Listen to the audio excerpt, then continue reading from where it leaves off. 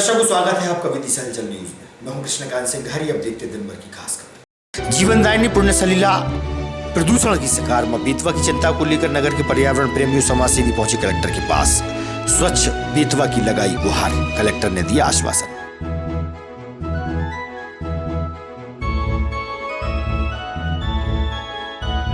कुआखेड़ी पुल पर खड़ी ट्राली से टकराई 3 सवारी मोटरबाइक।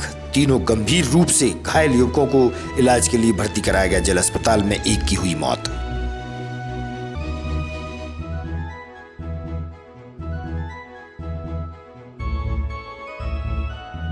और 3 करोड़ की लागत से नगर की रोड पर होगा डामरीकरण से सड़क निर्माण।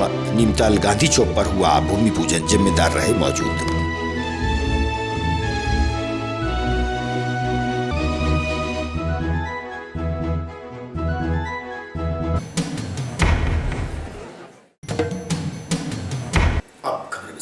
जिला मुख्यालय के जिला अस्पताल में भर्ती मरीजों को परेशानियों का सामना करना पड़ रहा है। मूलभूत सुविधाओं के लिए परेशान परिवार कलेक्टर के पास जा पहुंचा और शिकायत की। इनका कहना कि यदि यहाँ पे वो हमलों से वो डाला पड़ रहा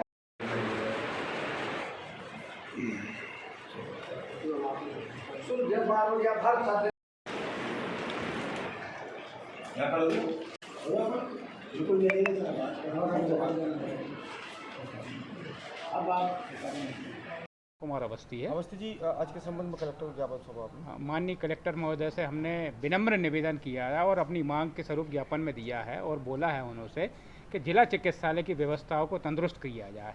जिला चिकित्सालय में आईसीयू वार्ड में एसी चालू नहीं है और टेबल फैन लेके मरीज खुद आ रहे हैं, तब उनको हवा से राहत मिल पा रहा है। पंखे तक की कोई व्यवस्था नहीं है।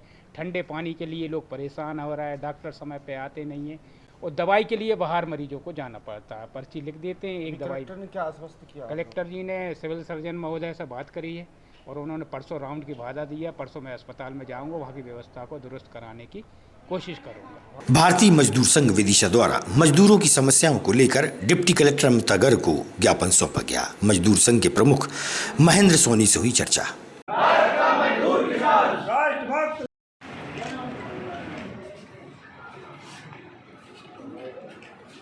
माननीय श्री नरेंद्र मोदी जी, प्रधानमंत्री, भारत सरकार, साउथ ब्लॉक, नई दिल्ली। ठीक है। भारत का मजदूर किसान, कौन बनाता हिंदुस्तान? भारत का मजदूर किसान, हमारी मांगे पूरी करो। ज्ञापन था जो कि न्यूनतम वेतन के स्थान पर जीविका वेतन के लागू होने के लिए मुख्यमंत्री और प्रधानमंत्री को ज्ञापन दिया गया।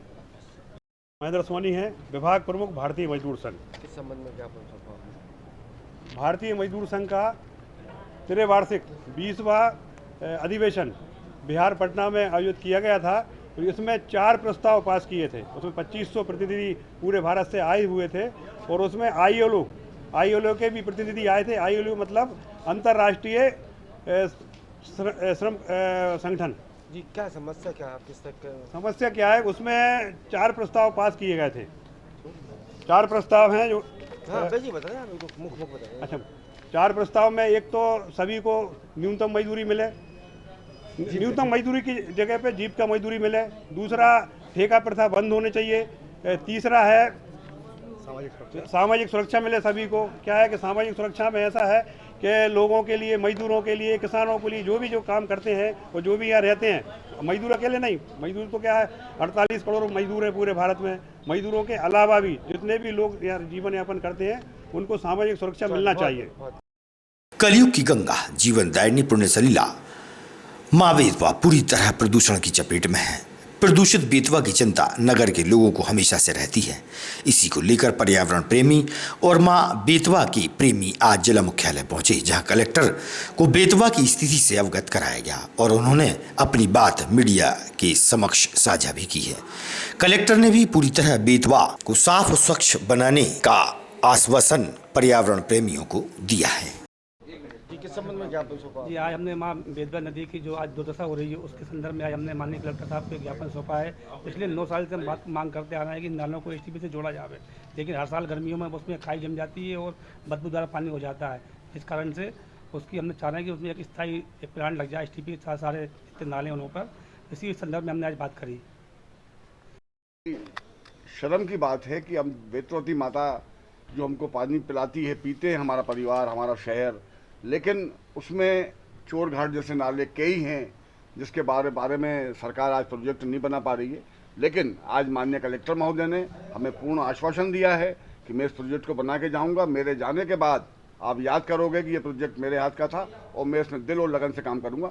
मैं कलेक्टर साहब को धन्यवाद देता हूँ।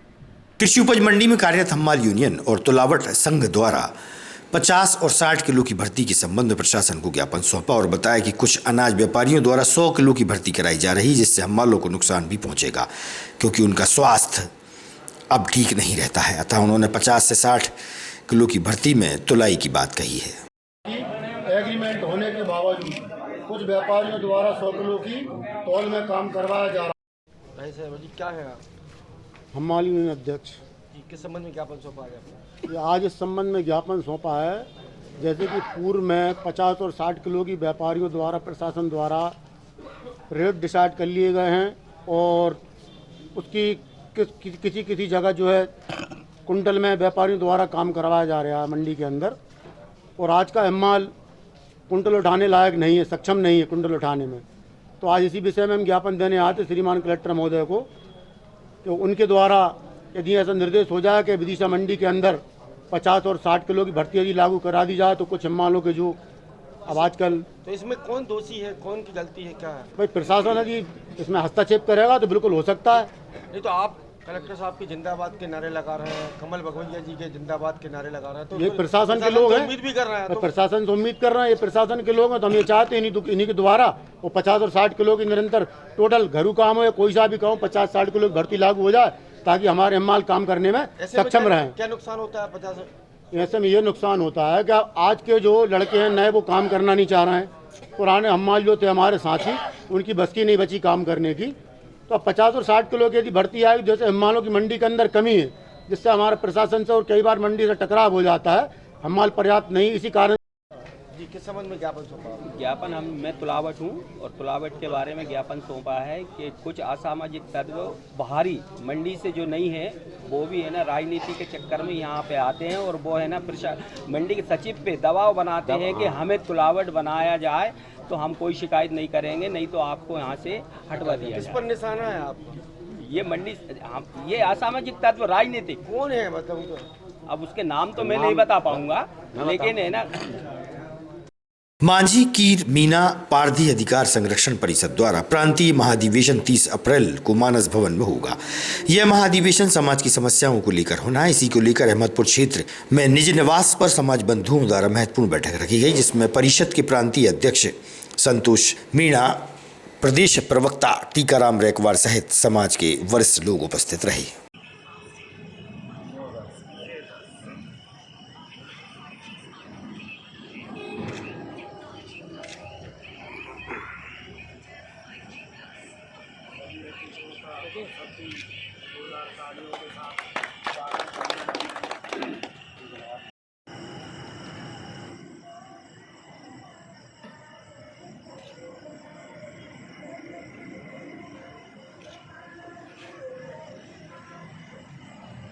समाज रेगवार केवट भोई समाज के लोग स्वागत करते हैं, वंदन करते हैं, अभिनंदन करते हैं। ये जो आज बैठक हमारे बीच में लेने आए हैं, ये मांझी मीना कीर पारधी अधिकार संरक्षण परिषद के द्वारा संपूर्ण मध्य प्रदेश में इस टीकाराम रायकवार प्रांतीय महामंत्री और प्रदेश प्रवक्ता MMKP संगठन।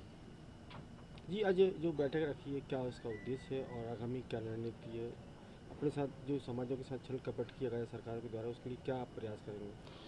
MMKP ये चारों जातियों का जो महागठबंधन है, इसमें माननीय शिवराज सिंह चौहान जी कई बार घोषणा कर चुके हैं कि हम आपकी मांगों से सहमत हैं, लेकिन हम लोग अभी तक देखते आए हैं। अभी 8 अप्रैल 2023 को भी CM निवास पर भेंट हुई, वहाँ भी उन्होंने कहा कि मैं आदेश कल निकाल रहा हूँ, लेकिन कल अभी तक जो हुआ नहीं है। इसलिए अब हम लोगों ने ये निर्णय लिया है कि 30 अप्रैल को हम लोग ये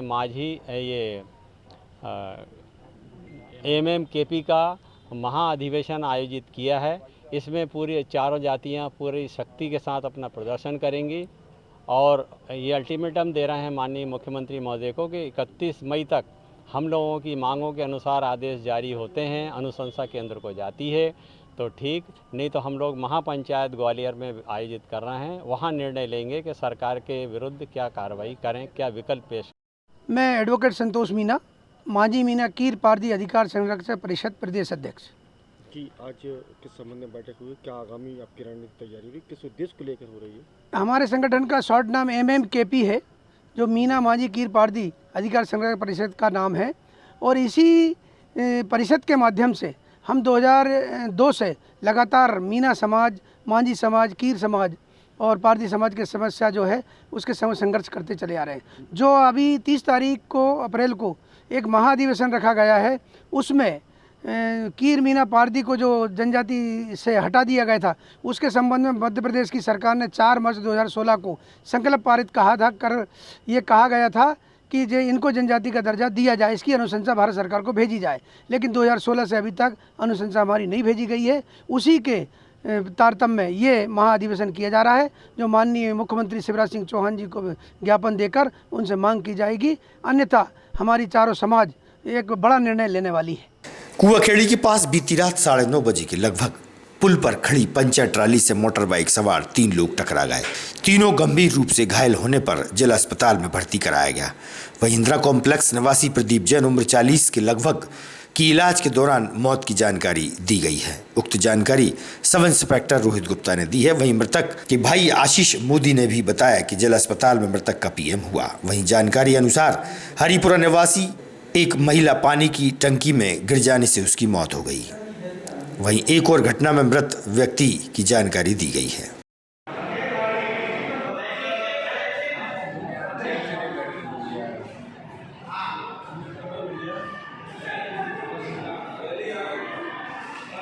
ये प्रदीप जैन इंदिरा कॉम्प्लेक्स निवासी थे।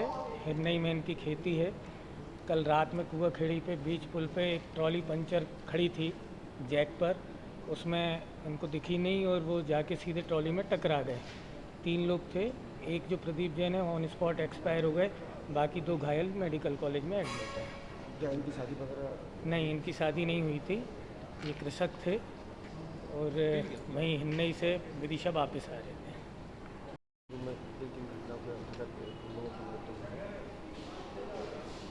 ये कल की बात है। कल एक महिला क्या है अपने छत पे पानी की टंकी में पानी देखने के लिए गई थी, तो वो अपने छत में जैसे पानी की देखने के लिए अंदर हुई और वो उल्टी हो गई। उसके बाद वो उठ नहीं सकी।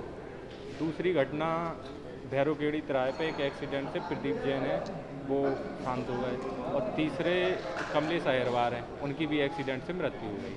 और इन सब की मर्ग कायम करके जांच की जा रही है। आगे जो कार्रवाई होगी अवगत करा देंगे उनके घर वाले। विदिशा नगर पालिका क्षेत्र अंतर्गत 3 करोड़ की लागत से बनने वाली डामरीकरण की सड़क का भूमि पूजन किया गया। नीमताल गांधी चौक पर भूमि पूजन कार्यक्रम के दौरान नगर पालिका अध्यक्षा प्रीति शर्मा, सांसद प्रतिनिधि राकेश शर्मा, जनपद अध्यक्ष वीर सिंह रघुवंशी, नगर पालिका CMO सहित भाजपा के नेता उपस्थित रहे। बंटी नगर तक सड़क का डामरीकरण का कार्य होना है। आदरणीय भाभी जी का स्वागत करें। यहीं से करते जाएं।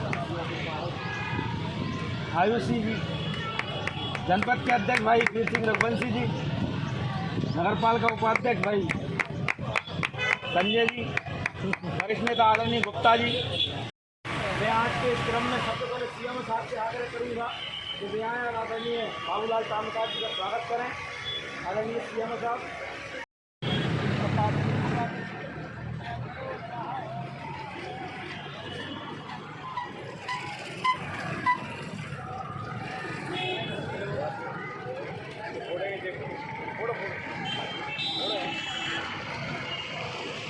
अरे बेटा जी जमीन वाह यार।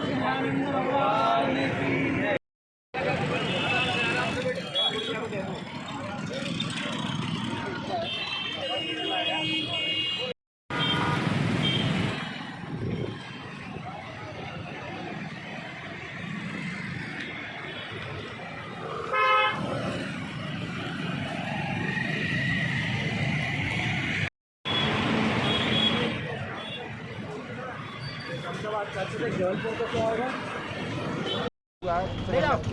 ये मध्य प्रदेश शासन की जो योजना है कायाकल्प, उसके अंतर्गत जो है 3 करोड़ रुपए जो हमें सैंक्शन हुए हैं, उसमें हमारा ये ओवर ब्रिज से लेके और अपना करैया खेड़ी चौराहे तक और वहाँ से फिर ट्रिनिटी से लेके बंटी नगर तक का जो है चौड़ीकरण और डामरीकरण का जो है टेंडर हुआ है, और जिसके शुरुआत हम आज से कर रहे हैं। उसके भूमि पूजन के लिए हम सब लोग यहाँ पे एकत्रित हैं।